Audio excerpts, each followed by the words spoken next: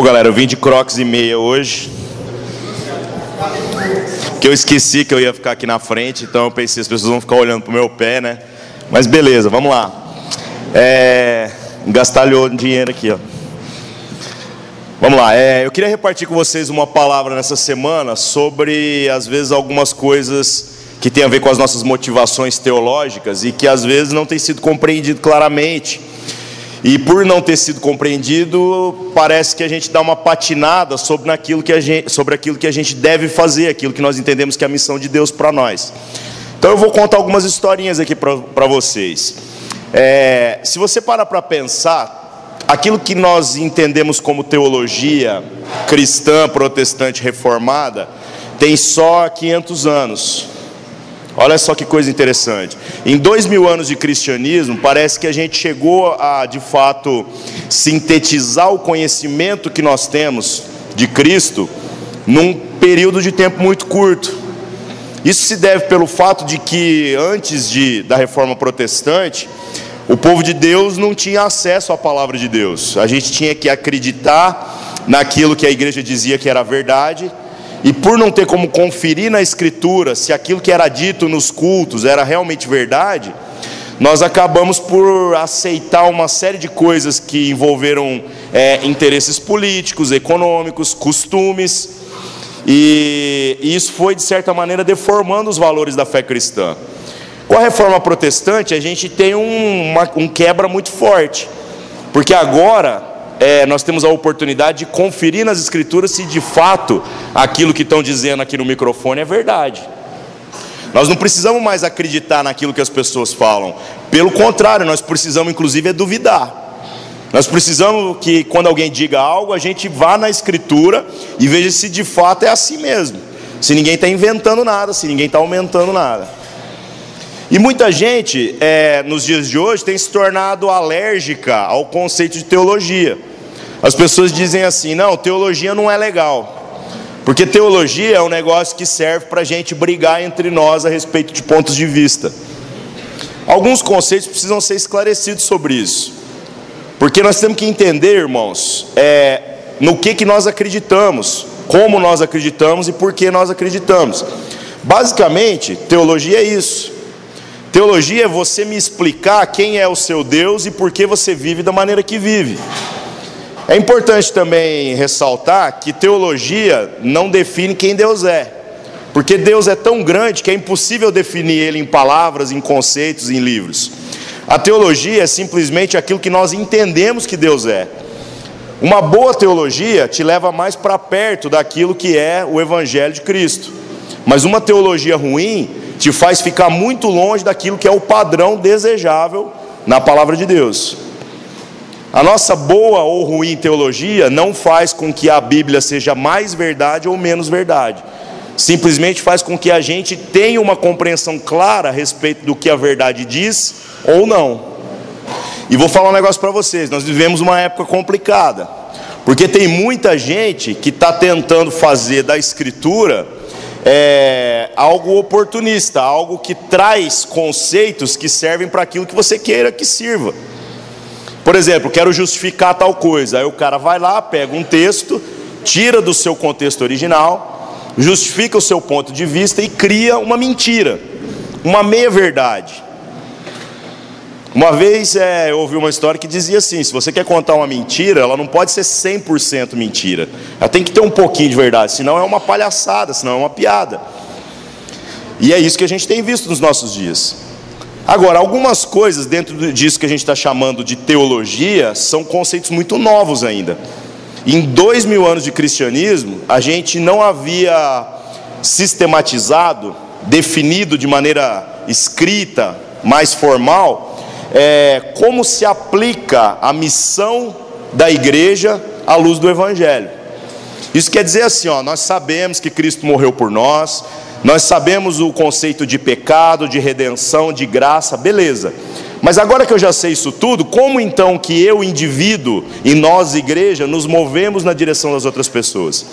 Isso é muito novo. Para você ter uma ideia, a disciplina que trata disso se chama missiologia, e ela tem só 100 anos. Só 100 anos que nós estamos discutindo essas coisas. E às vezes você fala assim: ah, cara, já cansei desse papo, porque aí vai vir naquele velho papo, aquelas velhas conversas de sempre, que o fulano pensa assim, o Beltrano pensa assado, e a gente se esquece de que ainda há conceitos que nós estamos formando, ainda há coisas a respeito de Deus, isso porque Deus é muito grande, porque Deus é muito complexo, porque é impossível ao homem compreender Deus em sua plenitude, com a limitação do nosso intelecto, e a gente fica achando então que tudo que está feito, tudo que está escrito a respeito de conhecimento teológico já é suficiente, já tem tudo e nós não precisamos de mais nada. Só que o século XX agora foi um século de transformações profundas, principalmente no que se refere a esse conceito da missiologia. Como a igreja se move na direção das pessoas? Por que ela se move? E o século XX proporcionou o surgimento de algumas coisas que foram muito preocupantes. Muito preocupantes. Nos Estados Unidos, surgiu a famosa teologia da prosperidade, que veio assim direto do inferno para a terra. Olha que legal. O que esses caras então resolveram fazer? Pegaram todos os versículos que convém e tiraram eles do contexto que não convém, para justificar que você é filho do rei e que você não pode ficar doente, porque ele levou sobre si todas as enfermidades, que você não pode passar necessidade financeira, porque você é filho do rei. Mas a gente se esquece todos os outros versículos que falam o oposto disso, que fala que Cristo, mesmo sendo aquele que era dono de todas as coisas, ainda assim nasceu numa manjedoura, nasceu ali num coxo, né? Que Cristo, mesmo podendo ter toda a glória desse mundo, ele renunciou a tudo isso, mas nós não, nós queremos o melhor para nós. Então a gente usa esse discurso positivista de que tem que dar certo, se não der certo é porque tem pecado em você. Irmãos, pelo amor de Deus, vai dar errado mesmo e está tudo certo. Analisando por essa ótica, para olhar a vida de Cristo. Deu tudo errado, mas não deu nada errado, deu tudo certo. Olha a vida dos discípulos de Jesus. O fim dos caras foi um pior do que o outro. Foram perseguidos, foram mortos, foram queimados, foram crucificados também. E esses são os campeões dessa corrida. São os caras que completaram a carreira de maneira exemplar. Nós estamos, na verdade, tentando se espelhar na vida desses homens. Olha que bomba, hein? Mas nós não queremos esse tipo de coisa. Nós não queremos se envolver com esse tipo de compromisso. O evangelho é bom para mim enquanto ele trouxer coisas boas, mas quando ele trouxer coisas desconfortáveis, aí eu prefiro procurar outra religião, né? E isso é uma mentira, irmãos. Então surge no século XX isso que a gente chama de teologia da prosperidade, que começa a dizer que Deus quer trazer coisas boas para satisfazer a sua cobiça, que Deus quer te dar carro, que Deus quer te dar casa. Isso é a maior mentira que já fizeram em cima de versículos isolados da palavra de Deus.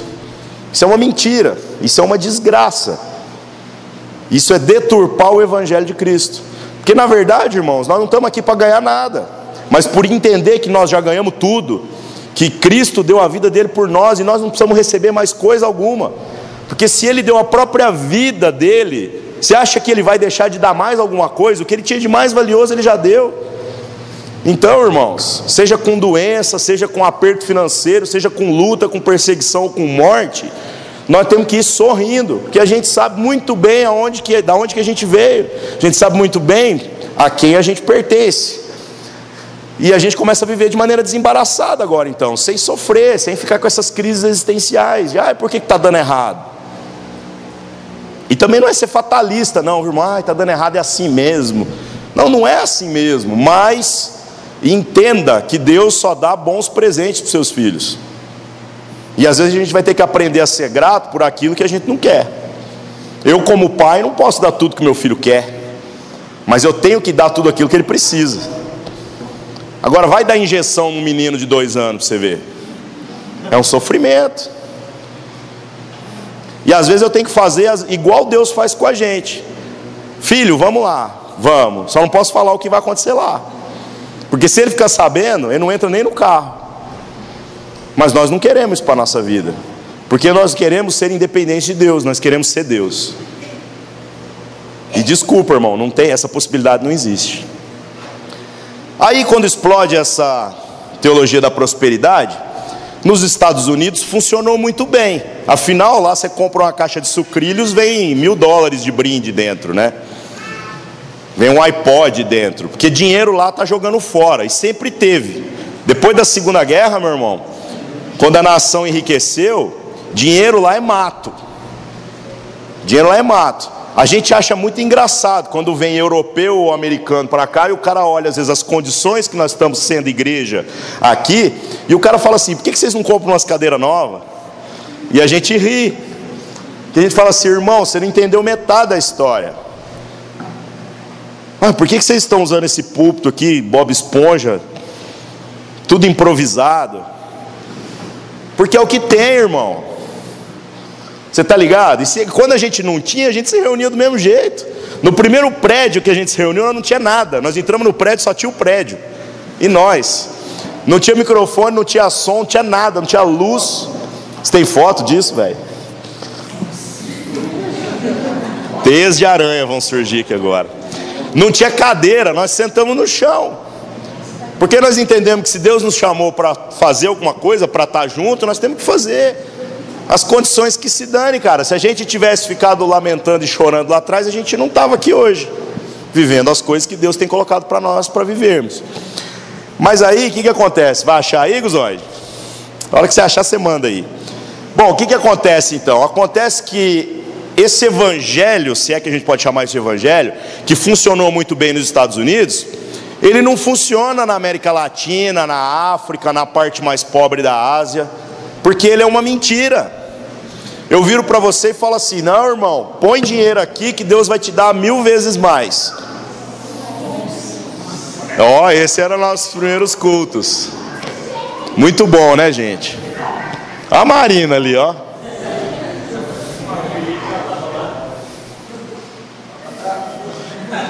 Coitado do feinho, ele era feio, né? Depois o feinho virou o cara mais bonito do manifesto. Cássio, Lord Cassian Tester. Meu Deus do céu. Meu Deus do céu. Teu passado te condena, Daniel. Tá vendo, irmãos? Você vai dizer para mim que não teve prosperidade na vida do Daniel? No mínimo em beleza ele prosperou muito, graças a Deus. Bom, mas aí voltando ao assunto, o que acontece? Essa teologia que começa a prometer essas coisas, põe 1000 aqui que Deus vai te dar 10.000, ela não funciona, porque Deus não tem compromisso com a nossa ganância. Aí você põe 1000, e às vezes você vai ter 10.000 mesmo, porque é questão de probabilidade, tá entendendo?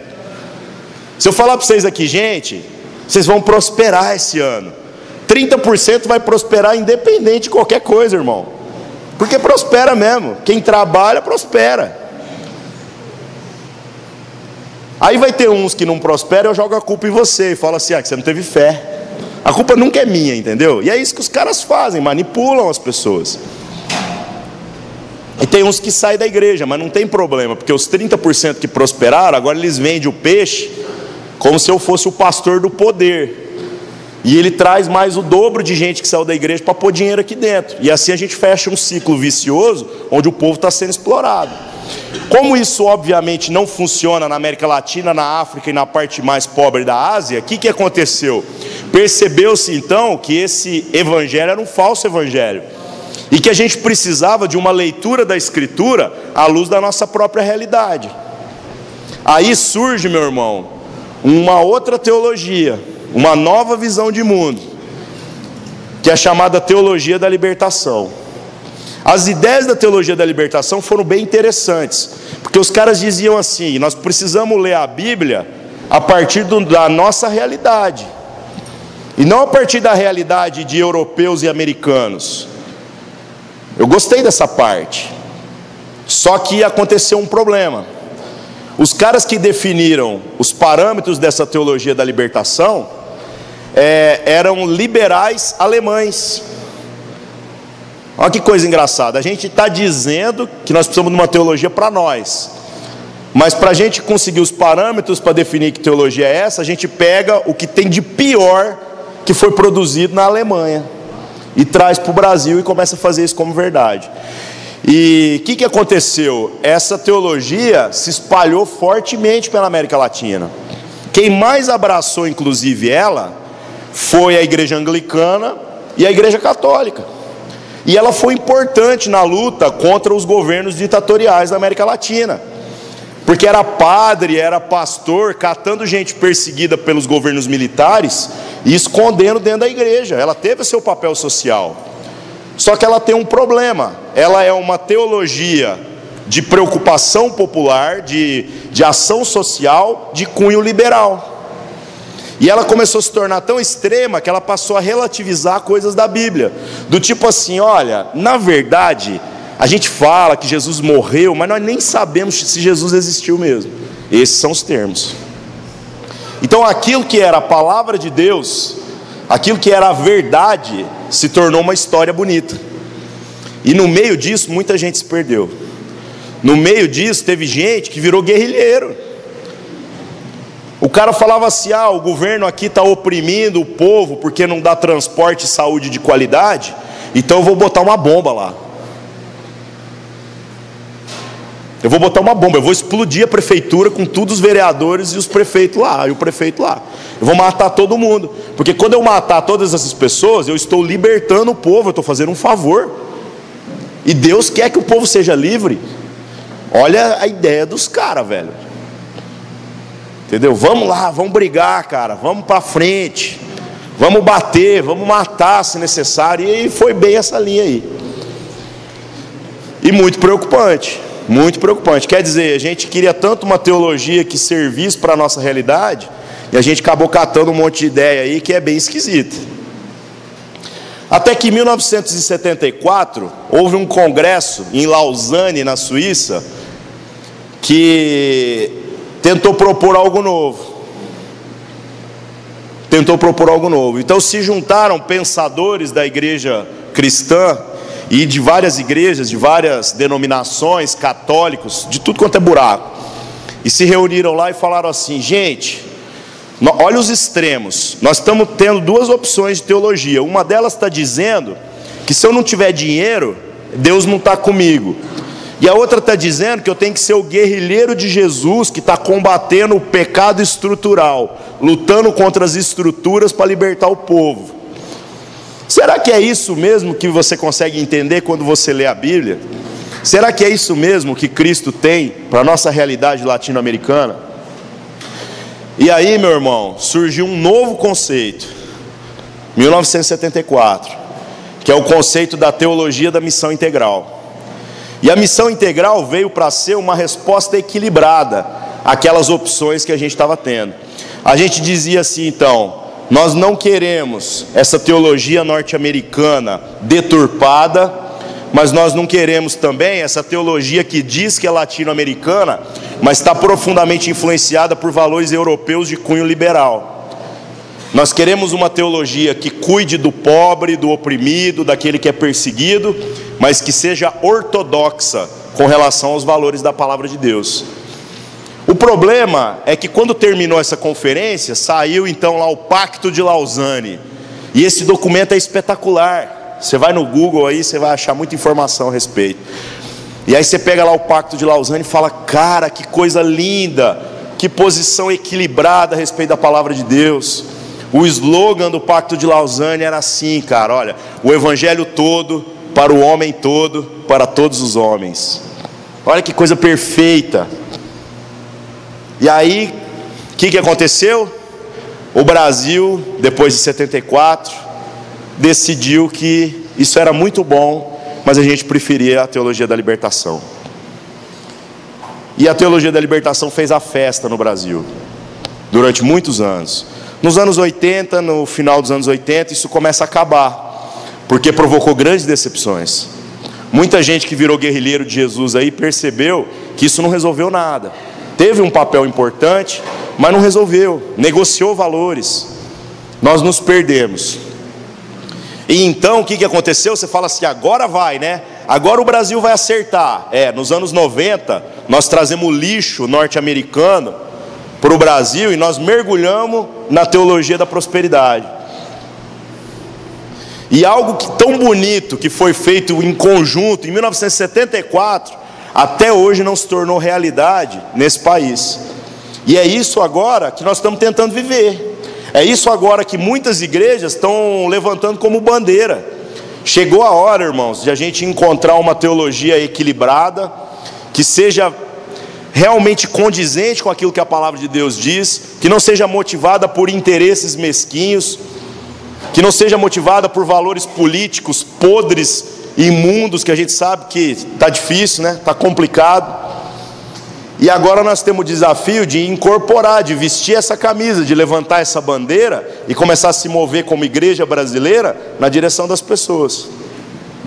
E aí muita gente não entendeu isso às vezes, porque diz assim, cara, como isso se dá na prática? É muito simples, irmão.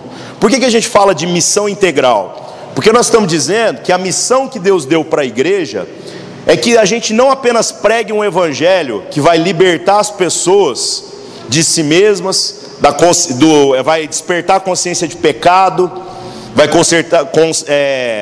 vai criar a consciência de justiça. Não apenas isso, mas que nós vamos obedecer alguns versículos que são chave na palavra de Deus e que muitas vezes a gente quer desprezar. Por exemplo, como é que você vai pregar o evangelho para alguém e mandar o cara embora com fome?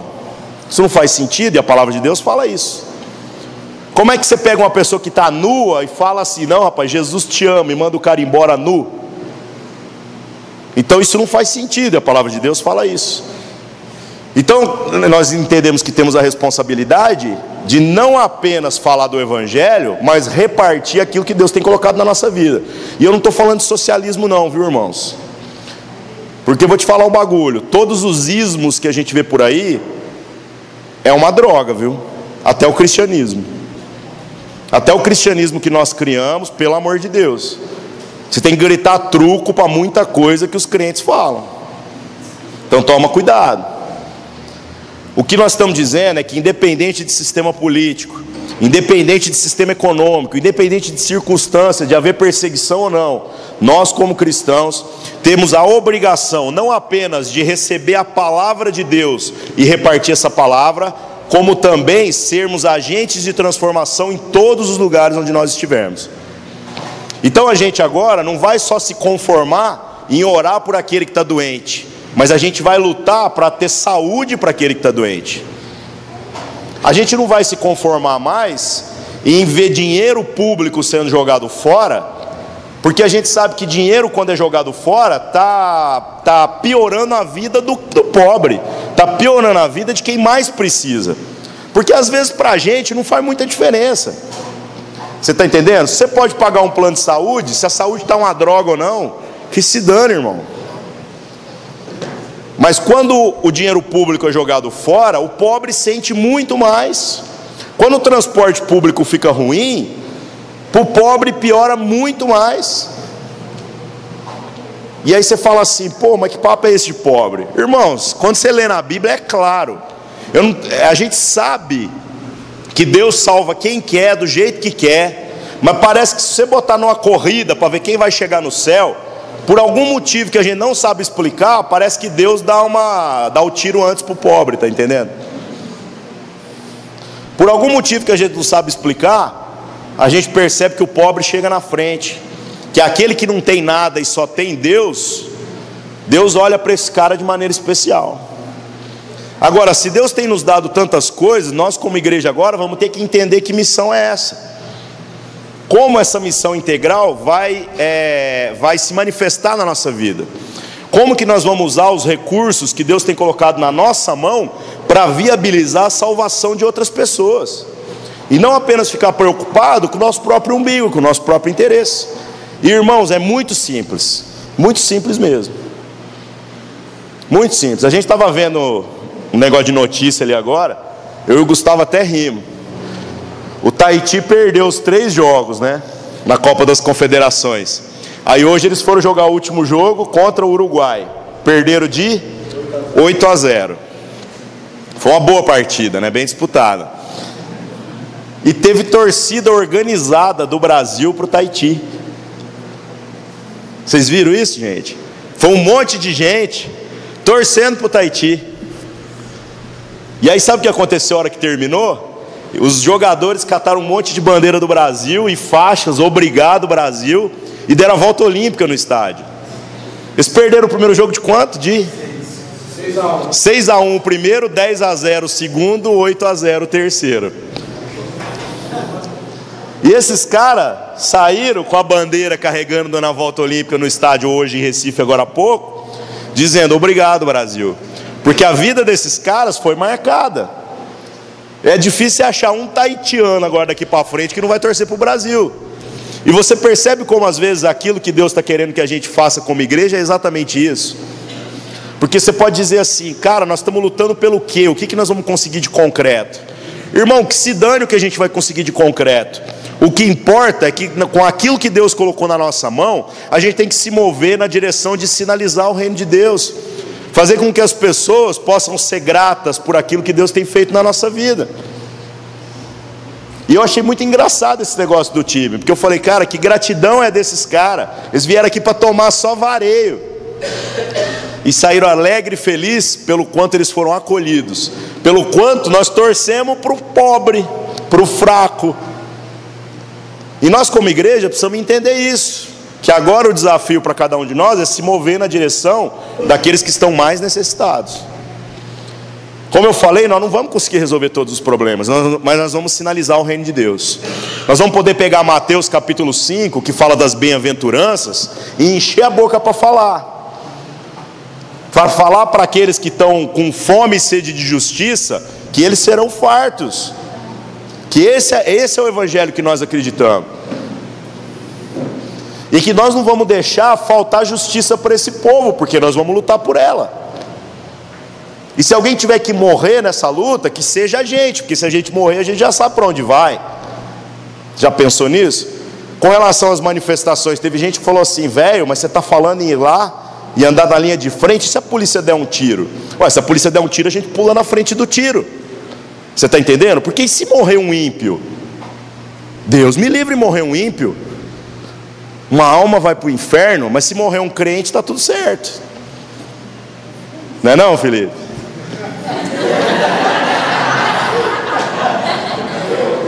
O problema é que a gente acredita nisso na teoria, mas na hora de pular na frente da bala, você pensa assim, eu tenho mulher e filho. E deixa eu te explicar um bagulho, irmão. Todos os mártires da igreja também tinham família, tá entendendo? Os discípulos de Jesus tinham negócios. Os caras tinham empresa, cara. Os caras tinham barco. Os caras tinham o que fazer da vida. Não tinha nenhum vagabundo que foi chamado por Deus. Mas nós não queremos pular na frente da bala. E o desafio para nós é esse. Por que nós estamos falando de ir para as ruas? Porque eu vou te explicar um negócio. O ímpio não sabe como fazer nada. O ímpio acha que pela força do seu braço vai conseguir alguma coisa. E nós não. Nós precisamos ensinar o conceito de resistência pacífica. Nós precisamos ensinar o conceito de morrer por uma causa. Porque o povo está na rua para matar por uma causa. Mas nós não. Então agora é a hora da igreja se manifestar. Em todas as coisas. Na manifestação que teve quinta-feira, nós combinamos a partir de 3h30 lá na Praça Clarimundo Carneiro, né? Aí eu fui no dentista e foi muito rápido. Antes um pouco, né? E eu cheguei na praça 2h20. Eu pensei assim, só vai ter eu lá, né? Porque o bagulho era 5 da tarde, cara. Eu cheguei 2h20. Aí eu cheguei 2h20 lá, tinha umas 50 pessoas lá já quase. E eram as pessoas mais legais, assim, né? Tinha umas prostitutas, tinha uns moradores de rua e tinha uns malucos lá. Aí de repente começou a chegar mais gente e lotou. Mas na hora que eu cheguei, aconteceu uma coisa muito engraçada. Que eu sentei lá e eu comecei a ler os cartazes que as prostitutas estavam fazendo. E eram uns cartazes legais, do tipo assim, eu sou puta, mas me recuso a que alguém diga que eu sou mãe de um político. Olha que coisa engraçada. Forte, né? E o povo lá fazendo os cartazinhos, tudo, todo mundo bonitinho ali, trabalhando. E eu sentei lá, fiquei quietinho, catei o celular, dei uma olhada nas redes sociais para ver o que estava acontecendo. Aí de repente aparece dois malucos, dois caras muito doidos, daqueles que a gente encontra na rua o tempo todo, né? A gente é imã de gente esquisita. E aí os caras foram nas pessoas ali e ganharam 2 cartolinas. Eles pediram cartolina. E eles ganharam 2 cartolinas.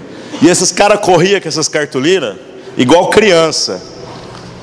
E aí eles perceberam que faltava uma coisa, faltava escrever na cartolina, né? E aí eles vieram perguntando um por um quem tinha caneta. E ninguém tinha caneta. Aí chegou em mim, né?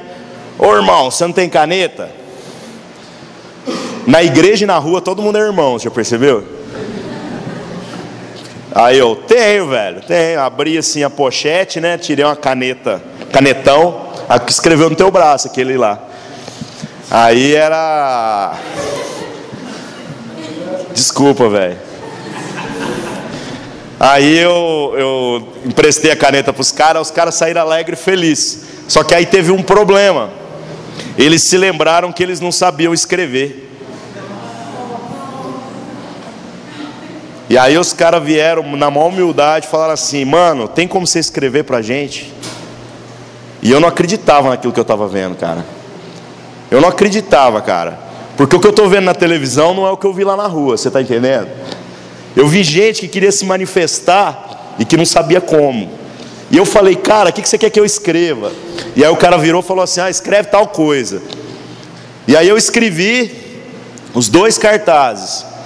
E saí de lá arrebentado, porque eu falei assim: meu Deus do céu, o cara nem para protestar não consegue, porque ele não tem educação, o Estado não deu educação básica para esse cara. Então eu sei o que eu estou fazendo aqui, caramba. E aí os caras saíram com o cartaz alegre e feliz para ir perto de um outro cidadão que tinha uma lata de tinta, para pedir para molhar o dedo na tinta e pintar o cartaz em cima das letras que eu havia desenhado.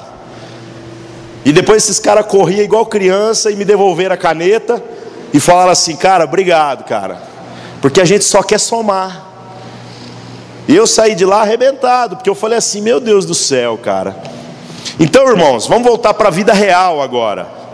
Nós não estamos falando de ir em manifestação, nós estamos falando de entender o que Deus está colocando na nossa mão. Se Deus colocou a oportunidade de fazer um curso de letras, de trabalhar na área de educação, entenda, cara, que o que Deus colocou na sua mão é um milagre na vida de alguém.